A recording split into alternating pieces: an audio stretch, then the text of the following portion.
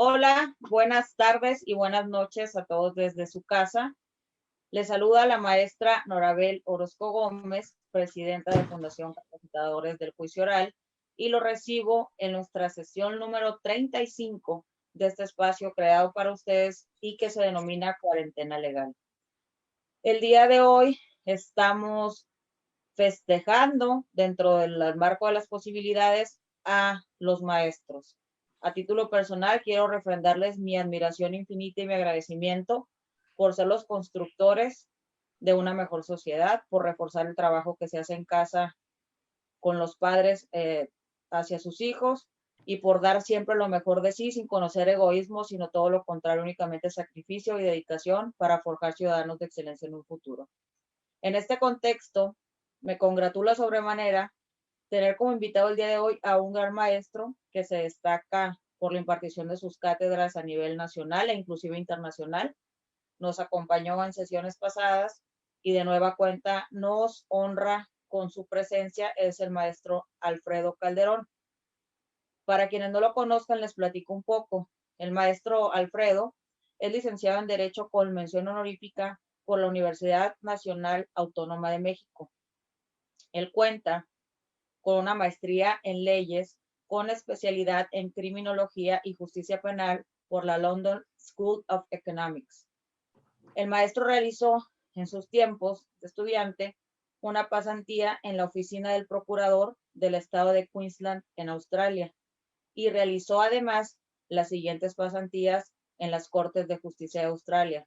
Estuvo en el District Court, Magistrates Court, Children's Court, Mental Health Court, Court of Appeal, Supreme Court y la High Court en el año 2006. Además, el maestro Calderón participó en la capacitación de peritos en the Office of the Director of Public Prosecutions del estado de Queensland en Australia. ¿Qué es lo importante de mencionarles eso? Además de presentarles un pequeño extracto de la carrera del maestro y de la experiencia que tiene en el ámbito tanto nacional como internacional, pues hay que recordar que él es un renombrado docente que ha impartido cátedra en el Instituto Nacional de Ciencias Penales, así como también en universidades de alto prestigio como la Universidad Anáhuac e Ibero. El punto de que yo les haga mención de estas participaciones que él tuvo en estos países es que justamente él, en base a su experiencia en el extranjero, nos hablará de cómo es que se desarrollan los juicios orales tanto en Inglaterra como en Australia y posteriormente en México. Es un ejercicio muy interesante. Vamos a tener una participación activa, muy dinámica y con el sello de calidad del maestro, quien preside además el Centro de Investigaciones del Sistema Acusatorio. Ven frente a mí dos publicaciones de la autoría del maestro. La primera es su manual de teoría del delito y juicio oral con el sello del CISA, y la segunda con sello del CISA también es una coautoría que él realiza con la maestra Delia María Orozco Gómez, a quien también le extiendo una felicitación por ser una excelente capacitadora a nivel nacional en temas del sistema penal acusatorio, y es el Código Nacional de Procedimientos Penales con índice práctico, ambos con distribución a nivel mundial, puedo decir. Aquí están los ejemplares. Y sin más preámbulo, maestro, le agradezco de nueva cuenta su presencia y le cedo la palabra. Feliz día. Sí, muchas gracias, Nora. Pues un gusto, un honor estar en este espacio nuevamente, al que le has puesto pues gran esfuerzo para mantener informada no solamente a los abogados, sino también a la población en general. Así es, gracias. Bueno, pues vamos a comenzar. Les voy a compartir una presentación para que podamos abordar el tema del día de hoy.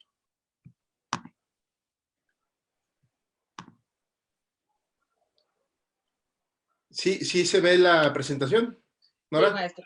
Tenemos la presencia en cuadro. Ok. La presentación está en cuadro. Ok, muy bien. Bueno, primeramente, antes de iniciar, quiero enviarle una felicitación por el Día del Maestro a mi amigo, mentor y consejero, el maestro doctor honoris causa Ricardo Franco Guzmán, a quien debo la mayor parte de mi desarrollo profesional. Este año cumplió 92 años de edad y pues lleva impartiendo cátedra en la UNAM por más ya de 60 años y ejerciendo la profesión como abogado litigante, igualmente por más de 60 años. Es un gran maestro y ha formado centenas de generaciones en nuestro país. También quiero enviarle un caluroso saludo al distinguido abogado Manuel Arturo Castro Medina, mi padrino rotario, que gracias a su apoyo, pues me nombraron embajador de buena voluntad en Australia, en Canadá, en Inglaterra y en China para promover la paz entre nuestras naciones. Y sin más, pues vamos a dar inicio a este tema sumamente interesante, que son los juicios orales en Inglaterra, Australia y México. Para el desarrollo de este tema, pues les voy a compartir experiencias de vida que tuve en estos dos países extranjeros y la experiencia que he tenido como abogado litigante en nuestro país y pues mi visión de lo que requerimos para transitar más hacia un sistema de justicia consolidado y el Estado de Derecho. Bueno. Muy bien, maestro, muchas gracias. Bueno, muy bien. Pues para abordar este tema de los juicios orales primeramente en Inglaterra, pues tenemos que hablar de una gran institución como lo es las Inns of Court. Esta institución, me atrevo a decir, que es la base de la justicia penal en Inglaterra y en Gales. Las Inns of Court tienen una gran historia y esta es una institución que podemos equiparar como las barras de abogados en nuestro país. Esta institución está conformada por 4 honorables sociedades. Aquí en la diapositiva ustedes pueden observar primero la honorable sociedad de Middle Temple, la honorable sociedad de Lincoln's Inn, la honorable sociedad de Inner Temple y la honorable sociedad de Gray's Inn. Hasta aquí quiero también compartir con ustedes que en el año de 2012 fundé el Centro de Investigaciones del Sistema Acusatorio, por sus siglas CISA, y que es la única institución en nuestro país que fue fundada, valga la redundancia, tomando el espíritu, las raíces y ciertos lineamientos de estas honorables sociedades que conforman las Inns of Court. ¿Cuáles son esos lineamientos? Bueno, pues estas 4 honorables sociedades se encargan de la admisión, de la capacitación y del control de una clase de abogados denominados barristers. Y pues en nuestro país, desde el año 2012, pues lo que hemos estado haciendo es poner un granito de arena y promover la capacitación operativa de todos los operadores del sistema de justicia penal. Sin más, he de decirles que esta institución, las Inns of Court, inició su vigencia en el siglo XIV. Y hablar de los juicios orales en Inglaterra es hablar pues de mucha historia sumamente interesante para comprender cómo funciona el sistema penal acusatorio en este país. La primer honorable sociedad o las primeras honorables sociedades que surgieron fueron la Inner Temple y la honorable sociedad de Middle Temple. ¿Cómo surgieron? Seguramente ustedes se han de acordar de la orden militar de los caballeros templarios.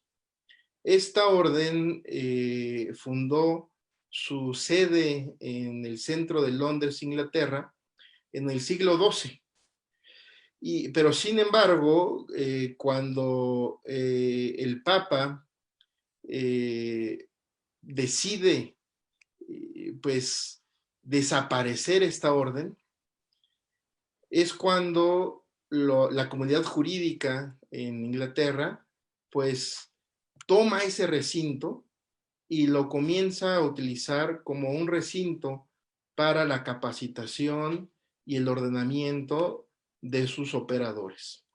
Es así como el Middle Temple y el Inner Temple comienzan a trabajar en el siglo XIV y comienzan a formar abogados litigantes. Posteriormente, pues se funda también en el siglo XIV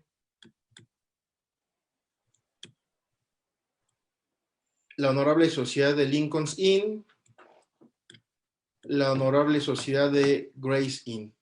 Ustedes pueden apreciar, compañeros, en estas fotografías, algunos abogados que egresan de estas instituciones y usan o portan una peluca y una toga. Y ustedes se preguntarán, bueno, pero ¿por qué llevan a cabo o por qué visten así? También tiene una historia sumamente interesante. El uso de la peluca data aproximadamente del siglo XVII. ¿Y por qué se comenzó a utilizar en Inglaterra? Como ustedes saben, Inglaterra pues llegó a ser una república, ¿no? Establecida por el político Oliver Cromwell. Pero a su muerte, Carlos II, hijo de Carlos I y decapitado por Oliver Cromwell, regresa de su exilio de Francia e instaura la monarquía nuevamente en Inglaterra. Este rey, Carlos II, pues lleva a Inglaterra muchas de las costumbres que estaban vigentes en Francia, y una de esas costumbres fue el uso de pelucas. Ese uso de pelucas o cabello falso, pues se extendió principalmente con la nobleza británica, que posteriormente se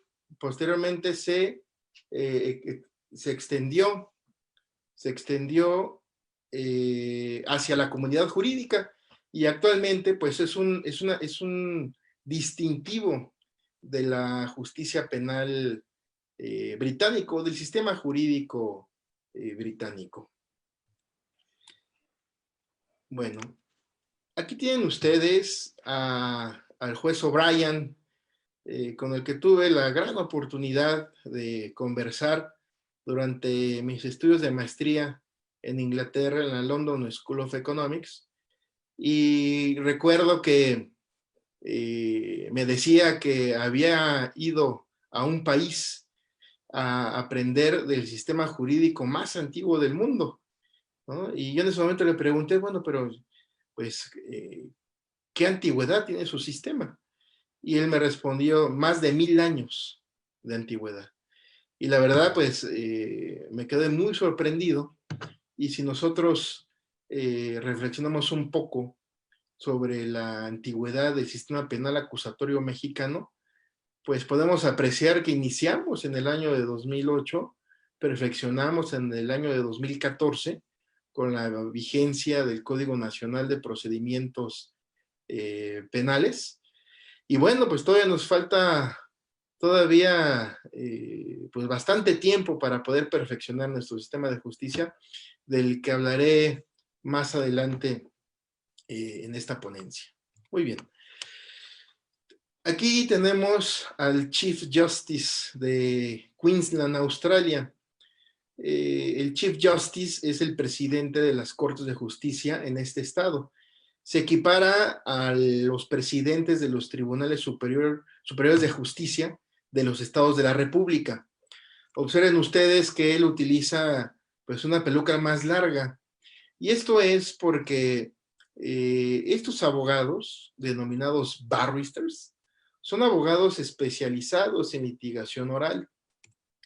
Dentro de los barristers hay una clasificación a los que se les denomina Queen's Counsel, que son los abogados del Consejo de la Reina, y son abogados con gran trayectoria, con gran reputación, con gran honorabilidad, y solo el Queen's Counsel puede portar esa peluca larga, y sobre todo la toga es de seda. A estos Queen's Counsel se les denomina también silk, que en su traducción al español es seda. Entonces, es importante nuevamente comentar que las Inns of Court están integradas por 4 honorables sociedades, y estas 4 honorables sociedades se encargan de admitir, capacitar y controlar a los barristers, a los abogados, a esta clase de abogado que tienen la posibilidad de presentar un caso ante una corte, pueden dirigirse ante una corte. Pero aparte de los barristers, existe otro tipo de abogado. A ese abogado le vamos a llamar el solicitor, ¿sí? Aquí tenemos otra fotografía. Bueno, antes de esta, nada más decirles, bueno, este es un juez en Inglaterra, un juez el Chief Justice en Australia, ¿no? Otro juez penal en Australia, y aquí tenemos un caso en el que participé, y en donde podemos apreciar, pues, cómo se colocan los profesionales en Australia, en este sistema de justicia.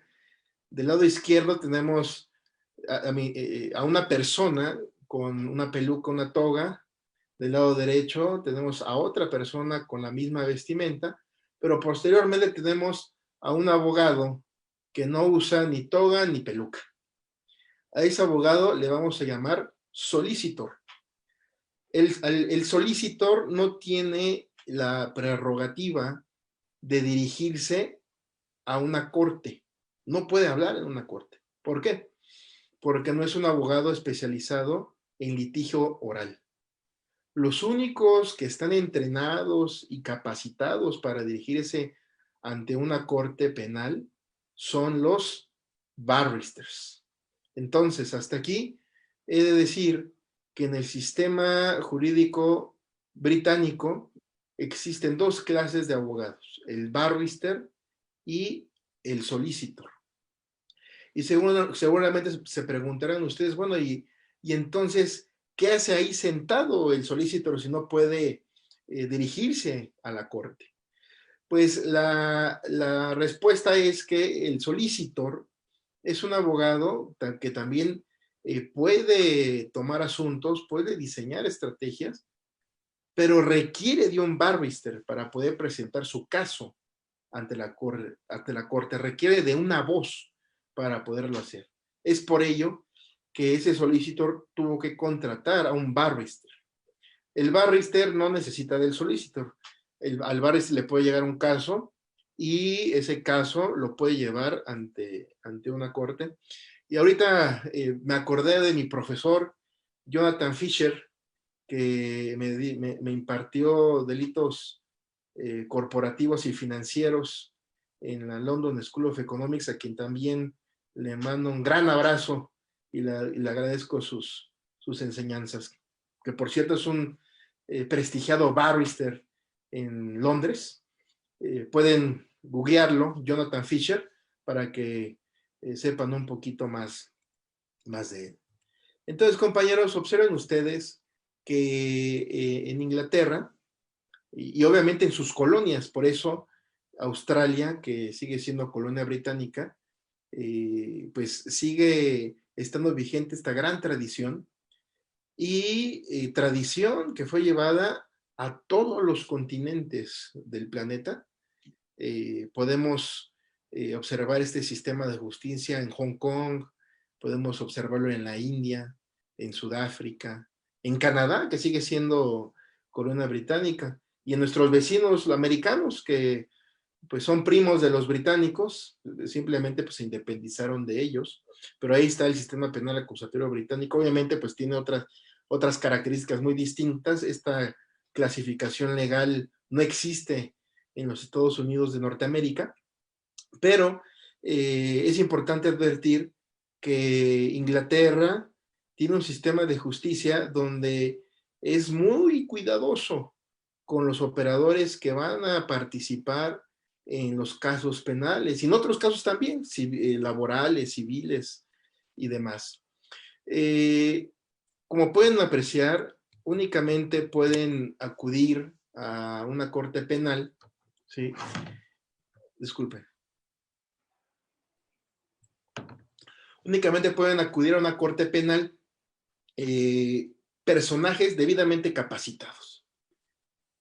Y aquí es importante que todos aquellos funcionarios públicos que están en las fiscalías generales estatales y la Fiscalía General de la República, pues es importante voltear a ver a esta nación, a Inglaterra, que tiene una gran tradición, la más antigua del mundo occidental, y de los que debemos de aprender muchísimo, ¿no? Y no para copiar, no para tener una colonización jurídica, ¿no? Sino para retomar tradiciones, para retomar estructuras muy antiguas que pueden ser de gran utilidad para nuestro país. Es por ello que en el año de 2012 fundé el Centro de Investigaciones del Sistema Acusatorios, por sus siglas CISA, pues queremos poner ese granito de arena, así como las Inns of Courts comenzaron a sistematizar y a capacitar debidamente y a colegiar a los barristers, pues también nosotros iniciamos a hacer un trabajo similar desde el año de 2012, y pues también agradecer a la maestra Delia Orozco, que en el año de 2013 se incorporó a este gran esfuerzo y que es un pilar pues fundamental para este gran proyecto que busca quedar en los anales de la historia de nuestro país. Muy bien. Vamos a pasar ahora, ya hablamos un poco sobre cómo es que los abogados litigantes son organizados en este país. Pero me faltó algo. El solicitor está colegiado en otra institución que se llama la Law Society. La Law Society va a colegiar a los solicitors y a través de ella pues van a autorizar a estos personajes. Son prácticamente asesores legales, pero no pueden comparecer ante una corte penal. Esta que vemos aquí es una corte en Inglaterra. Podemos apreciar, voy a utilizar aquí un puntero para que ustedes puedan apreciar mejor. Aquí tenemos un puntero azul. Aquí tenemos en el puntero azul el lugar del juez, el estrado de los testigos. En la parte baja de la sala tenemos el lugar de las personas que transcriben todo lo que se dice en la corte.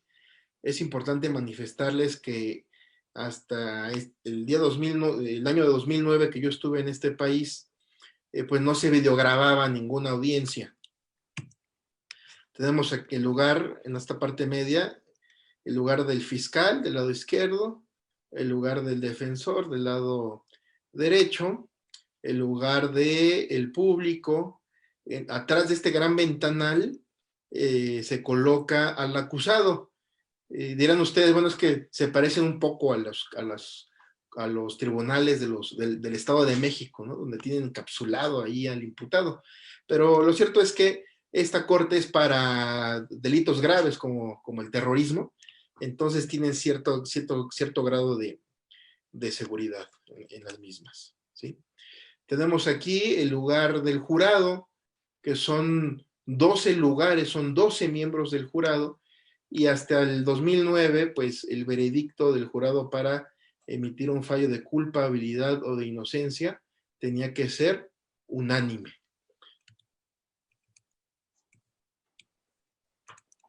Tenemos aquí... Una pregunta.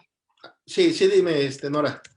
Para quienes están en casa, nos comentaba que la parte de que existe ese ventanal es debido a los, digamos, los delitos o la gravedad de los mismos con los que se trata en este tipo en esta sala en particular. ¿Las diversas salas cuentan con esta misma estructura o difiere un poco? No, no difiere. Mire, por ejemplo, aquí, en estas de Australia, está atrás de todas las partes, ¿no? Del fiscal y del Ministerio Público. Y si ustedes pueden observar, aquí hay un guardia de policía.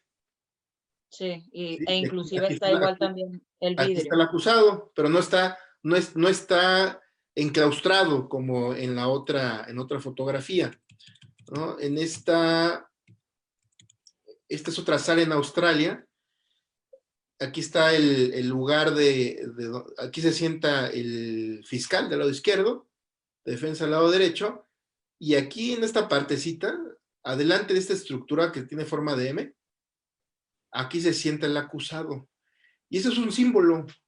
Eso es el símbolo y ahí está encarnado el principio de presunción de inocencia.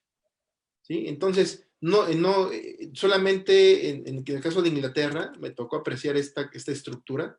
En Australia la verdad es que no me tocó observar una estructura de esa naturaleza, sobre todo porque la práctica que yo realicé tenía que ver más con delitos sexuales, delitos contra la vida, contra la integridad física, delitos contra la salud, pero no me tocó estar en un caso como en en Inglaterra, donde el asunto era un asunto de terrorismo.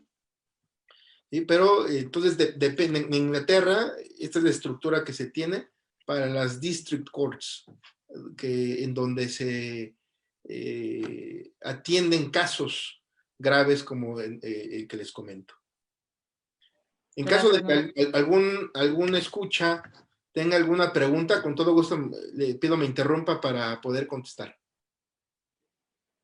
Hasta ahorita, maestro, tenemos saludos básicamente. Le permito que siga con su intervención. Al momento en que existe una pregunta referente a su manifestación, se la haré saber. Bueno, muy bien. Es importante manifestarles que antes de ingresar bueno, más bien al momento de ingresar a la corte, tenemos que hacer una reverencia, ¿no? Nos tenemos que inclinar un poquito, ¿sí? Al principio para mí fue bastante difícil, ¿no? Porque pues el ingreso a estas cortes es como ingresar a una iglesia católica, ¿no? En silencio, con respeto, y al momento de salir lo mismo, ¿no? No podemos salirnos de forma irrespetuosa, ¿no? Sino que al salir tenemos que hacer una reverencia al escudo de armas que aquí pueden observar ustedes, ¿sí? Y en ese momento salimos de la corte. Y créanme, compañeros, que esta clase esta cultura, la cultura británica, en verdad tiene materializada las casas de justicia. Se puede sentir en ellas un gran respeto, grandes simbolismos como el que les acabo de manifestar, y un gran respeto para su sistema de justicia. Bueno, aquí tenemos otra corte, que es la que les mostré hace un momento en Australia. Tenemos aquí el lugar del juez. En esta parte baja se sientan las personas que transcriben todo lo que se dice en la audiencia. Tenemos el lugar del jurado, tenemos el lugar del estrado de los testigos, ¿sí? Ya les mostré esta fotografía. Del lado izquierdo se sienta el fiscal, del lado derecho la defensa. En esta parte de atrás, observen que hay unas mesitas. Aquí se sientan los asistentes de cada una de las partes, ¿sí? Y aquí atrásito, como ya manifesté, se siente el acusado, y en la parte de atrás de esta estructura se siente el público. Esta es una sala, pues, de testigos. Cabe resaltar que al momento en que inicia un juicio penal, lo primero la primera audiencia que se va a llevar a cabo, ya que se acordó llevar a cabo un juicio penal, es el plea bargaining. Prácticamente a la sala únicamente ingresan el fiscal, la defensa con el acusado, y entonces el juez penal le va a pedir al acusado que se ponga de pie y le va a preguntar cómo se declara, culpable o inocente. Si el acusado se declara culpable, fíjense lo interesante, si se declara culpable el acusado, prácticamente el acusado ya se autosentenció, compañeros. ¿Sí? Y la siguiente, y una vez que el acusado se declara culpable, lo que prosigue es el debate sobre la imposición de la pena, de esa autoincriminación, que a veces se confunde un poco en nuestro país con el denominado procedimiento abreviado, ¿no? Cuando se establece en el Código Nacional de Procedimientos Penales que el acusado deberá aceptar su responsabilidad, pero pues eso no implica una autoincriminación como se hace o como se practica en el common law.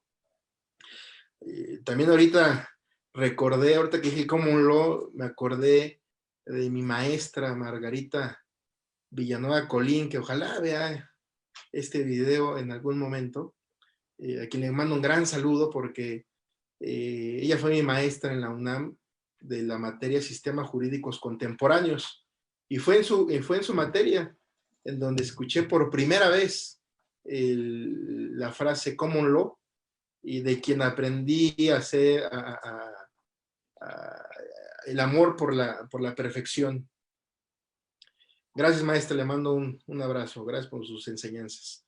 Muy bien, entonces les comentaba acerca de este sistema de justicia. Es importante resaltar que una vez que el acusado se declara no culpable, viene la selección del jurado, ¿no? Y es un procedimiento muy interesante porque se manda a llamar a N número de personas. Si no mal recuerdo, eran entre 40 y 45 personas para escoger un jurado de 12 personas. Y tanto el fiscal, yo en ese entonces, pues, como realizaba una práctica profesional en la oficina del procurador del estado de Queensland, pues me tocaba asistir y estar junto al fiscal Barrister para poder aprender sobre el funcionamiento del sistema penal acusatorio en Australia, en este caso. Entonces me percaté que el fiscal tiene una lista de todos los candidatos para integrar el jurado. Así también la defensa tiene una lista de dichos candidatos con su nombre, con su edad y con su actividad. Cabe resaltar que en esa lista nunca aprecié a un profesionista, a un abogado, un médico, a un ingeniero. La mayor parte de los candidatos pues eran personas que tenían un oficio, amas de casa, es decir, son personas que no tienen conocimientos técnicos de derecho. Y me impresionaba mucho, ¿no? Esa clase de sistema de jurado, porque prácticamente le estaba, en el common law, se le confía a estas personas, ¿no?, la decisión sobre la culpabilidad o la inocencia de una persona, lo cual, híjole, es bastante interesante, ¿no? Y eso habla de que en este sistema de justicia hay una gran confianza en sus autoridades. Y déjenme decirles que a mi regreso a México, cuando comencé a impartir cátedra en el año 2010 en el INACIPE, gracias a la oportunidad que me dio el maestro Gerardo Labia, que hasta el día de hoy sigue siendo el director general, pude reflexionar que aparte de los principios rectores que ustedes conocen, inmediación, concentración, publicidad, continuidad, existe otro principio que no está en la ley, está en la sociedad. Y los británicos y los australianos tienen en su sistema de justicia algo que yo denomino como el principio de confianza, ¿sí? Ellos confían, la gente confía en sus autoridades, el juez penal confía en que el fiscal y el defensor va a hacer su trabajo de forma honorable. Igualmente, el defensor y el fiscal confían en que el jurado va a tomar una decisión justa y va a realizar un trabajo también honorable.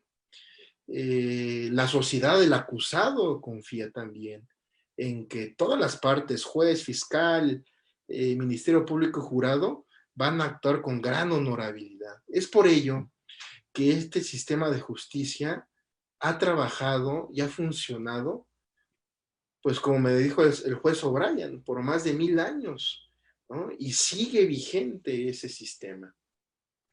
Es algo que necesitamos en nuestro país.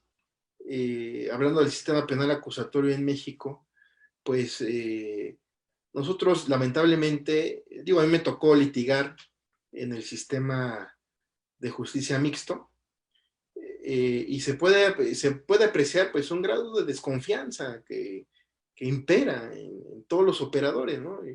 Y ese grado de desconfianza lo podemos materializar en las llamadas copias certificadas que llegamos a pedir en los juzgados penales, ¿no?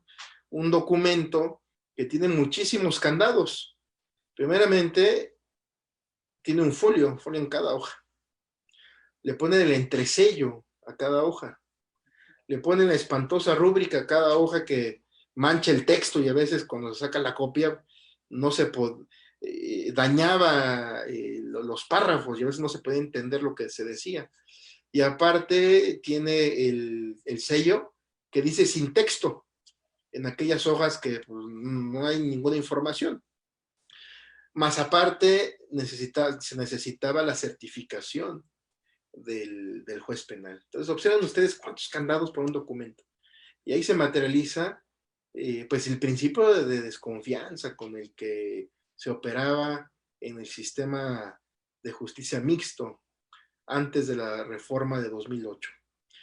Entonces nosotros como sociedad requerimos pues implementar ese sistema, el sistema de confianza, y solamente lo vamos a lograr pues con capacitación, compañeros, colegiando, necesitamos colegiar a los abogados, se necesitan pues infundir a las nuevas generaciones este tipo de temas éticos, y pues lo más importante, ¿no? En estos días necesitamos destruir ese paradigma de que el abogado litigante tiene la obligación de ganar por ganar cada uno de sus casos, ¿no? Eso ya es cosa del pasado, ¿no? Ahora yo lo que siempre promuevo en todas mis cátedras, tanto en la Ibero, donde impartí cátedra en licenciatura, en la Náhuac, donde imparto en maestría, en el INACIPE, pues promuevo la implementación de las soluciones óptimas. ¿Sí? No se trata de ganar o perder un caso, se trata de encontrar una solución óptima a cada caso penal para garantizar el acceso a la justicia.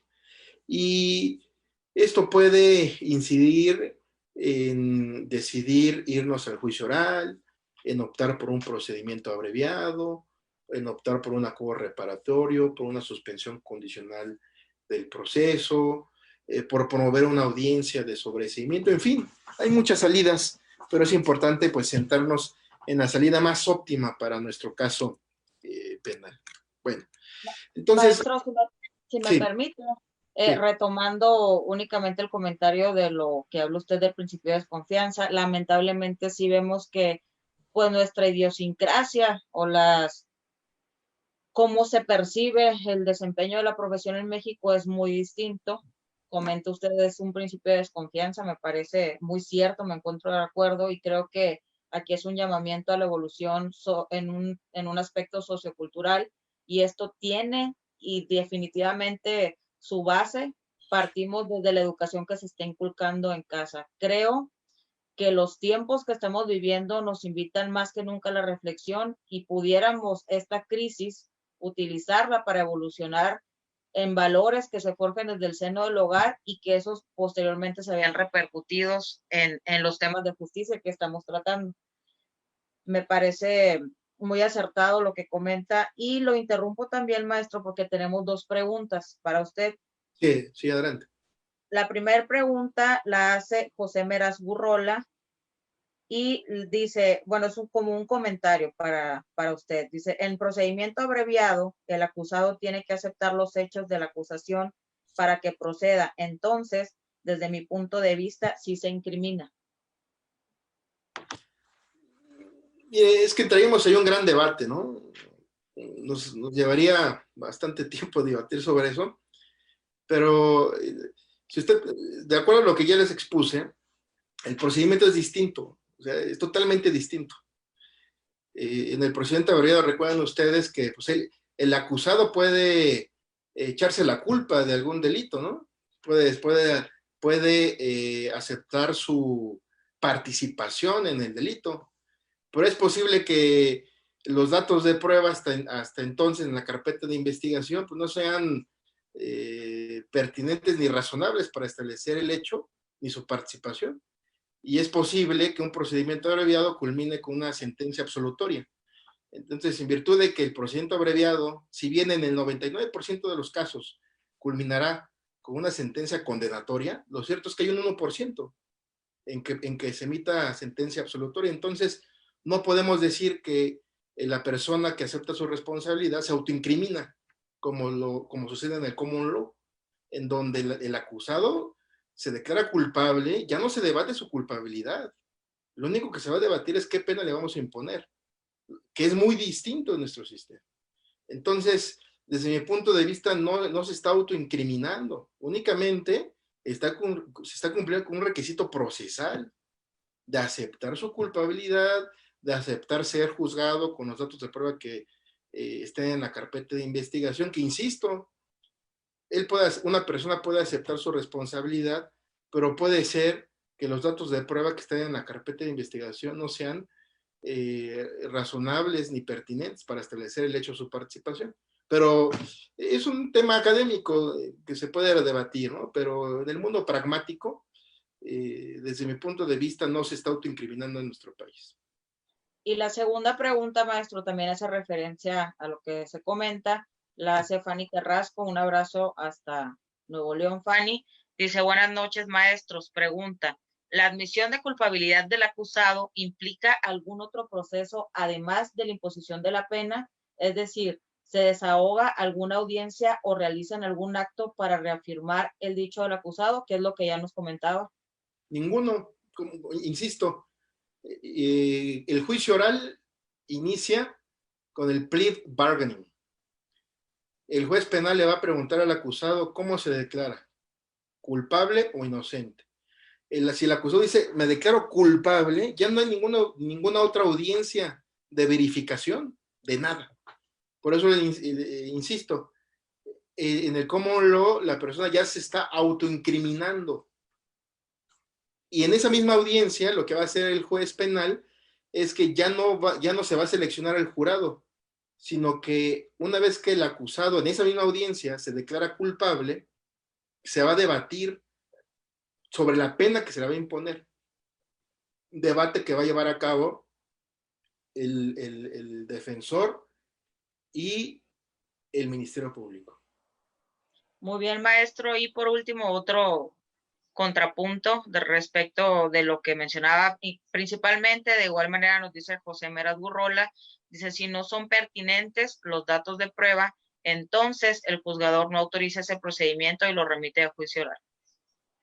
No, recuerda que el procedimiento abreviado tiene dos partes, ¿sí?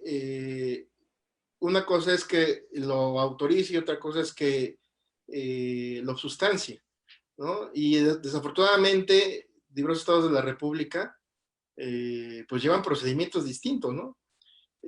Por ejemplo, ahorita estoy recordando en el estado, déjenme les comento, en el estado de Querétaro, el juez verifica, ¿no? Verifica que esos datos de prueba sean pertinentes y razonables. De hecho, antes de que se autorice, se le da el uso de la voz al defensor, ¿sí?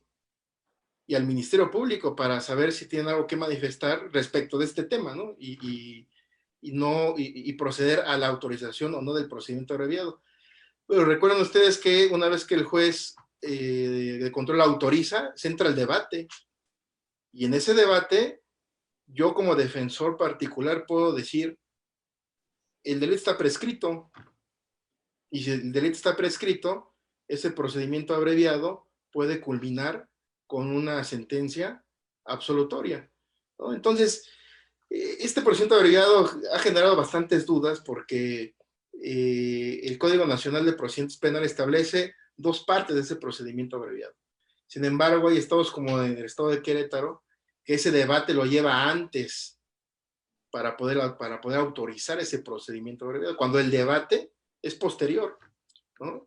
Y aun cuando se autorice, podemos hacer referencia a una causa de prescripción, o bien es posible que se haya programado esa audiencia de procedimiento abreviado, que yo haya tomado apenas el asunto, y es posible que yo pueda invocar nulidad sobre los datos de prueba que están en la carpeta de investigación, ¿no? Entonces hay muchas... yo en este sistema de justicia también hablo de la justicia de caso, ¿no? Tendríamos que poner un caso en particular para poder generar un debate de esto que estamos comentando de la autoincriminación en el common law y el por qué no es una autoincriminación en nuestro sistema de justicia. Le recomiendo al compañero el libro del maestro Jesús Zamora Pierce, que se titula Procedimiento Abreviado. Esa obra aborda este tema que estamos comentando y aborda el tema del por qué en el procedimiento abreviado no se considera la aceptación del acusado una autoincriminación. Es un criterio ya hasta la Suprema Corte ha resuelto, pero por eso lo mencioné, ¿no? Ese es un tema que causa debate. Y no, la autoincriminación del common law no es lo mismo a la aceptación que hace el acusado en nuestro país. Son dos cosas totalmente distintas, porque en nuestro país hay que verificar que existen datos de prueba. En el sistema acusatorio inglés no hay que verificar nada. Estamos creyendo en la palabra del acusado. Bien, maestro, gracias. ¿Sí? ¿Alguna otra pregunta? Son saludos, si quiere, si gusta, los dejamos al final para que continúe con su ponencia. Bueno, a colación de a lo que estamos comentando, la pregunta de la compañera de Nuevo León, antes del juicio oral se lleva a cabo una audiencia que se llama committal hearing, que es una audiencia previa. En esta audiencia previa, el fiscal va a presentar el caso y lo que va a hacer el juez penal es verificar que efectivamente existan pruebas que puedan acreditar la culpabilidad de una persona. Cuando en el committal hearing la juez penal observa que sí existen pruebas que pueden sustentar la culpabilidad del acusado, es cuando ese caso es programado para juicio oral. Es por ello también que cuando el acusado se declara culpable, ya no hay que verificar absolutamente nada, porque esa verificación ya se hizo con antelación. Si ese caso no tuviera suficientes pruebas para probar la culpabilidad de una persona, no llegaría a juicio oral. Pero en el comité del hearing es lo que se va a debatir. Si resulta ser que el caso no tiene suficientes pruebas, simplemente el caso no pasa al juicio oral, ¿no? Entonces, sí es interesante conocer todo eso porque, insisto, en este tema particular del procedimiento abreviado, se generó un debate, la verdad, estéril totalmente, porque en nuestro país se dividió la opinión respecto al procedimiento abreviado. Se decía que el procedimiento abreviado solamente podía culminar con sentencia condenatoria, porque así sucedía en el derecho anglosajón, pero el tema del derecho anglosajón es que el acusado se autoincrimina, ya no hay que verificar absolutamente nada. Y en nuestro país, el procedimiento abreviado sí puede culminar con sentencia absolutoria porque la persona no se está autoincriminando. Sí acepta su responsabilidad, pero esa responsabilidad hay que verificarla. Y eso se verifica con los datos de prueba que obran en la carpeta de investigación. Bueno, llegamos ahora al sistema penal acusatorio en nuestro país. Hay muchas reflexiones, pero les diré las más vigentes que tengo pues en mi mente. Nuestro sistema de justicia en verdad sufrió una gran transformación, muy positiva, que se tambaleó un poquito con la propuesta que presentó el fiscal general de la República, si no mal recuerdo, en febrero, ¿no?, de querer hacer una contrarreforma, ¿no?, y volver a la Edad Media en nuestro sistema de justicia. Pero imposible una contrarreforma. Lo que se ha logrado en nuestro país es una gran transformación, tener un procedimiento oral con audiencias públicas, lo que genera mayor transparencia. Se videograban esas audiencias, ahí se puede escuchar todo lo que dice el fiscal, el defensor, el juez de control y los jueces de juicio oral. Creo que en el Poder Judicial se puede apreciar una gran evolución, tanto a nivel federal como a nivel local. Obviamente, pues, vamos avanzando. Desafortunadamente se va aprendiendo conforme a la marcha, porque es un sistema de justicia que no es parte de nuestra tradición legal. Pero sí, en México observo todavía, en ciertos estados de la República, no en todos, observo todavía una evolución muy corta en las fiscalías generales. Y voy a hablar de mi experiencia, pues, en la Fiscalía General de Justicia de la Ciudad de México. Y, por ejemplo, en los casos que tengo en esa institución, pues aún no implementan las notificaciones electrónicas, cuando ya las implementan estados como Guanajuato, estados como Querétaro, ¿no? Entonces hay que estar yendo a revisar la carpeta de investigación y se pierde muchísimo tiempo. Hay una fiscalía en Ciudad de México, pues primero hay que anunciarse, luego esperar a que salga el fiscal para poder ingresar. Estoy hablando, por ejemplo, de este procedimiento en la Fiscalía Central de Investigación de Delitos Financieros. Hay que esperar 10, 15 minutos, a veces la Ministerio Público tiene pues audiencia programada, hay que esperar a veces más de media hora, en fin, se pierde muchísimo tiempo.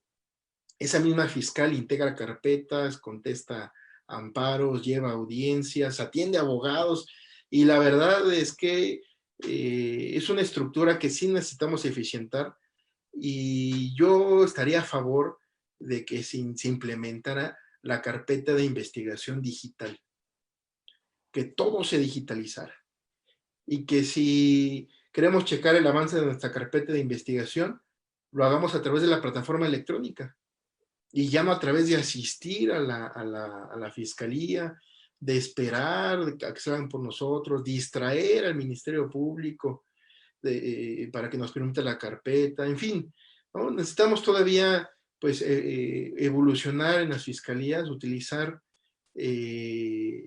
pues las nuevas tecnologías.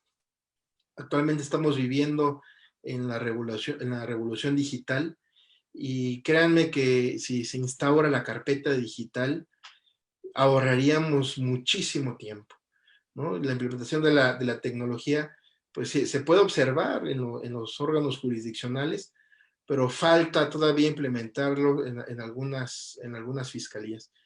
Y decir que, bueno, pues nuestro sistema de justicia penal en nuestro país va avanzando.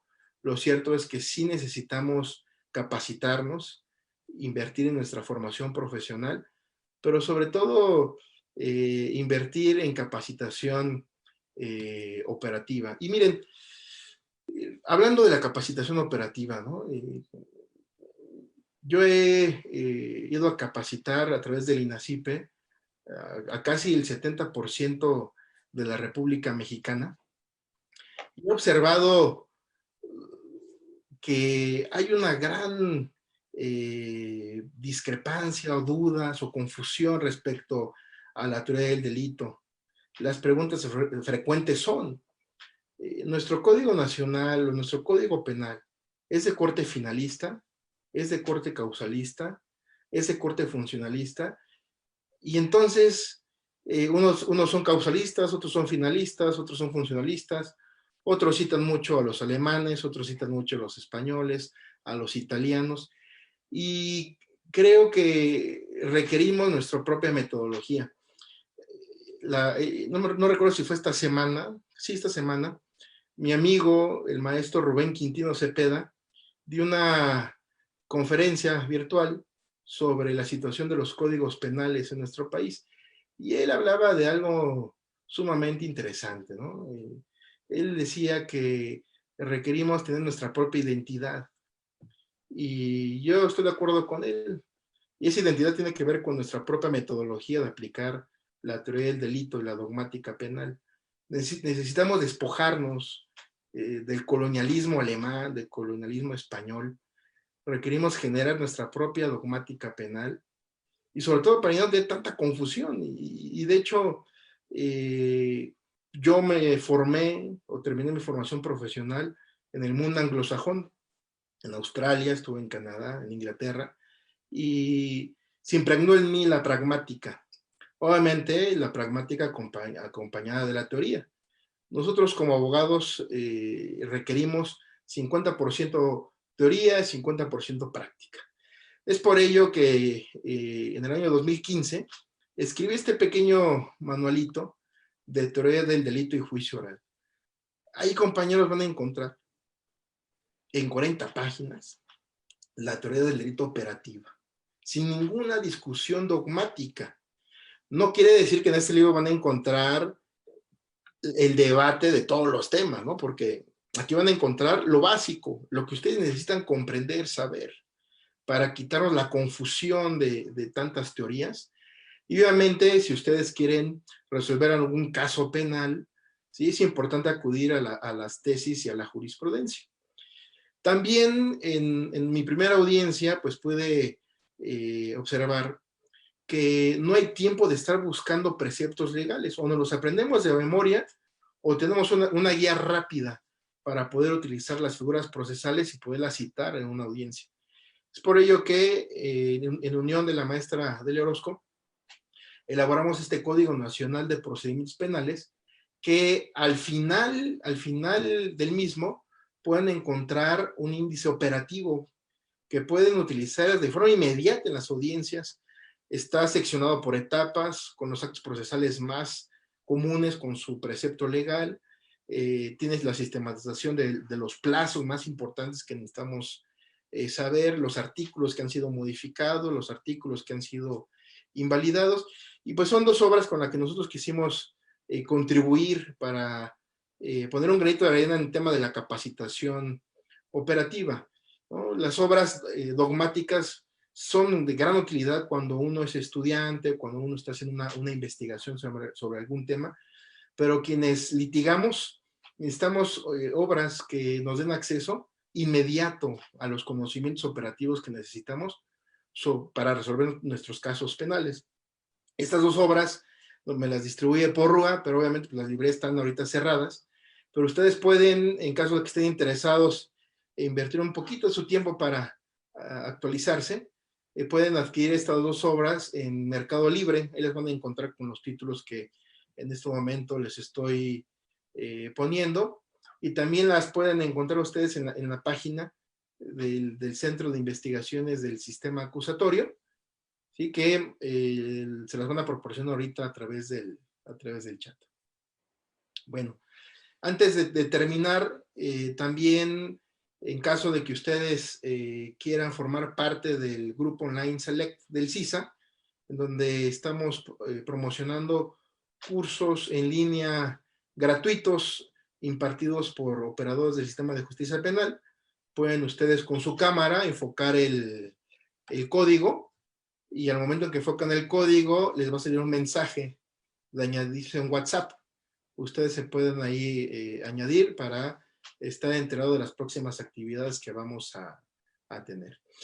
Y bueno, pues concluir esta participación diciendo que es importante aprender de todas las naciones, su experiencia en la implementación del sistema de justicia penal. Pero sí es importante voltear a ver a una gran civilización como son los británicos y observar aquellas figuras que podemos implementar en nuestro país, insisto, no como imitación, sino adaptar aquello que nos pueda servir para mejorar nuestro sistema de justicia.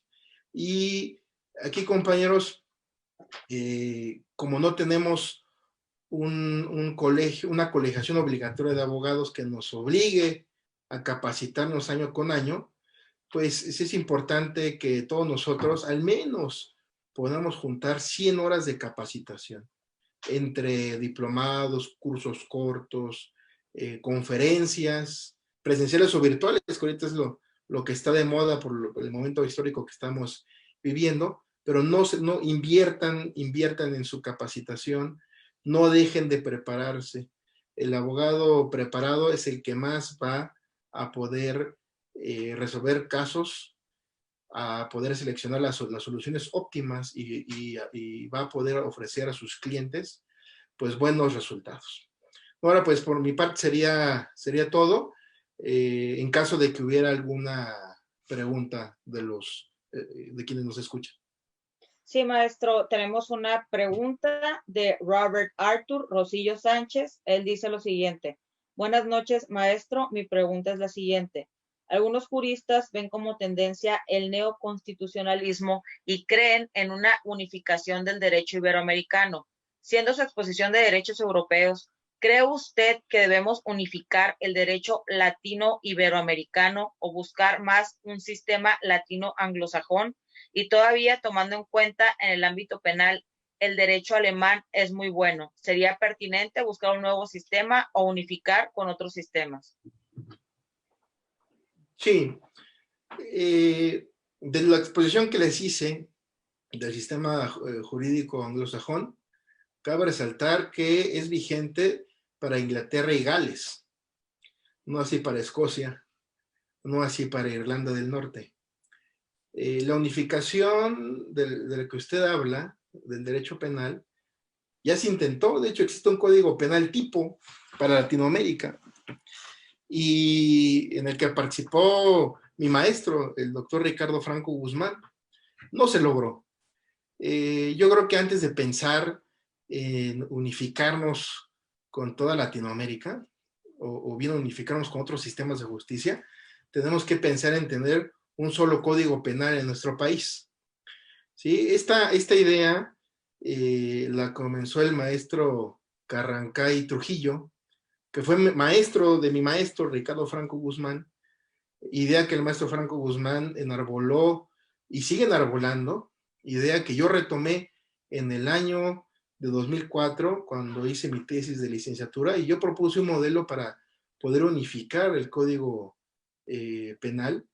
Existe un artículo que escribí al respecto, y ese pequeño trabajo sirvió de sustento dogmático para la creación del Código Nacional de Procedimientos Penales. Ustedes ahí en la exposición de motivos podrán observar la citación de mi trabajo como base para la emisión de este Código Nacional que actualmente afortunadamente está vigente y que unificó todos los procedimientos. Pero antes de empezar a unificarnos a otros países, necesitamos unificar nuestro Código Penal. Requerimos un solo Código Penal para toda la República, porque si no es un verdadero desastre. Delitos distintos en los códigos penales, en algunos sí está previsto la responsabilidad penal de las personas morales, en otros códigos no lo está. Entonces, requerimos construir nuestro propio sistema de justicia. Requerimos construir y diseñar nuestra propia metodología. Y yo estaría más en la postura de exportar lo que podamos construir que importar algo que ya está hecho y que corresponde a otro sistema de justicia. Bien, maestro, y por atención, le hago de su conocimiento los siguientes saludos que le enviaron. Tenemos a Alejandro Carmona, que nos dice buenas noches, maestros, desde Ciudad de México. Fernando Carbonea, buenas noches, presente, muchas gracias, feliz día del maestro, gracias, Fernando. Elia Che, buenas noches, maestros, gracias por compartir sus conocimientos. Manuel Díaz, saludos y felicidades desde el Puerto de Ilusión en este día, estimado Alfredo Calderón, de parte de Rosy y mío. Muchas gracias. Lalis Hurtado desde Ciudad de México, saludos. José Meraz, que dice aquí presentes desde la ciudad de Cuauhtémoc, Chihuahua, en México. Tenemos a Patti Montiel enviando saludos desde Huejutla, Hidalgo, dice presente. Buenas noches, Chispita Jafer. Tenemos a Gabriela Domínguez Piedra que dice, maestro, muchas gracias por su ponencia, muy interesante, aclaré puntos en los que tenía confusión, le agradezco mucho. Hermes Nadab Contreras dice, muchas gracias maestros y felicidades. La licenciada Norabel Gómez dice, maestro Alfredo Calderón, felicidades por su cátedra. Alejandro Carmona dice, muchas gracias por una gran ponencia. Chispita dice que es una excelente explicación, gracias maestro. A Mauri Sánchez, gracias por compartir sus conocimientos. Gilberto Ortega, saludos maestro desde la ciudad de Teucitlán, Puebla. Miriam Córdoba Pineda, saludos desde Coatzacoalcos, Veracruz. Patti Montiel, gracias maestros por su ponencia. Dele Orozco agradece también y envía una carita sonriente. Tenemos a Freddy de la Fuente, felicidades y gracias maestro. Gracias. Por mi parte, de nueva cuenta, agradecerle al maestro su presencia. No, perdón que me interrumpa. Dígame. Quienes estén interesados en caso de que estén interesados en estas diapositivas, con todo gusto se las puedo compartir para que ustedes difundan este material, porque sí es interesante que se promueva para que nuestros futuros abogados, los estudiantes, quienes sean maestros, nos estén escuchando, pues recomienden a sus alumnos ir a Inglaterra a estudiar, ¿sí? Ir a una gran civilización en donde podemos aprender muchísimo y que pueda abonar a la creación de muchas